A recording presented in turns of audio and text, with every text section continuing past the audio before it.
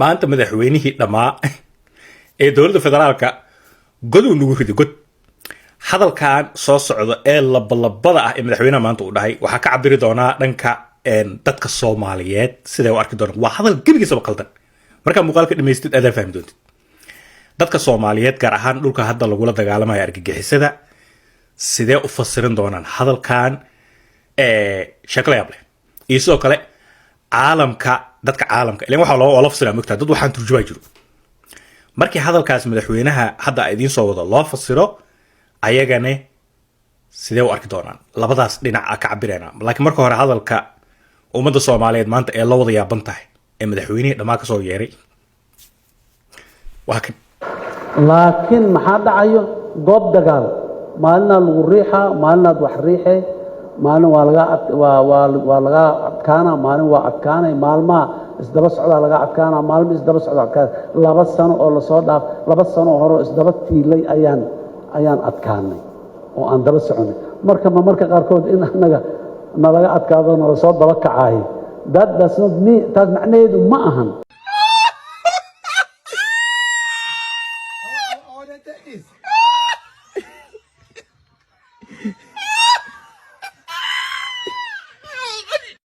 dagaalka maalin adaa lagu riixaa maalin adaa wax riixaysid maalin anaga nalaga qabsaday meeshii waa iskaga soo baxnay maalin kale iyaga qabsaday sheekadii dhanba mudane madaxweyne waxa ka dhigtay labo maleeshiyo beeleed oo isdagaalayso laba maleeshiyo oo meel biyo cabitaan ku dagaalamayso qarankii dhan iyo dagaalkii qaranka iyo argagixisada ka dhaxeeyay dhanba waxa ku soo koobtay laba maleeshiyo beeleed oo isdagaalayso kulaha maal anaga nala bursaday maal anaga bursanayno weligay inta taariikha akhriyay inta madaxweyne hadalkiisa aad daawday ebidkay hadal madaxweyne noocan u hadlay ma argani bismillah waayahay dadka Soomaaliyeed hadalka madaxweynaha waxa uga baxay inaanan dawladda lagu kalsoonaan karin istaraatiijiyo sax ah ay jirin tusaale ahaan had tusaale ku siinaa madaxweynaha markuu leeyahay anagana maalin waa nala soo bursan karaa iskaga soo bixi karnaa meesha markuu madaxweynaha leeyahay dadka deegaanka degan ee la rabay dawladda inay xoreyso mesela hadda tuulo kaba soo qaad kamid ah Soomaaliya aadan yabaal tusaale soo qaadanayna aadan yabaal dawladda ay qabsatay bila koor dhab dadka deegaanka deganaa waa soo baxeen oo wala allaasay ma sha Allah soo dhawaada dawladdii aan jecelnahay ma oo aan xoreyseen khayr Allah insiyo next day dawladdu waa la soo bursaday dadka meeshaas degan ma dawladda la soo cararayaan ma askar noqonayaan mise maamadaas iyo caruurteeda iyo meeshooda iska deganayaan maxaa u xal ah madaxweynaha dhana wuxuu hadlayaa sida meesha inuu shicib jooginba garoon lagu dheelooyo lagu ciyaarayo Arsenal ama Manchester City iyo Manchester United oo ciyaaraya amal sheekada nooga dhigay maxalli sheekada wuxuu ka dhigay banooni amal meesha wax dib uusan ka dhicinin oo Malaysia beelad istagaalaysa amal meesha ka dhigay dadkii dhamaay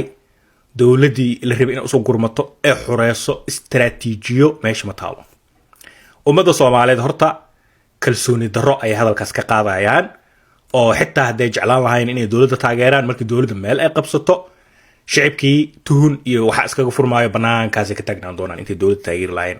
madaxweynaha horta dhiiqaas maanta ugu nagli caalamku soo arki doonaa nasiib xumo caalamka hadalkaas markii loo fasiro waxay u arki doonaan waa ugu horeeyay madaxweynaha horta istaraatiijiyo long term muddo dheer argagixisan lagu dagaalami karo dalkan lagu nadiifin karo inaysan meesha jirin ayaa caalamku cadaanayso waa caalamkina taageeray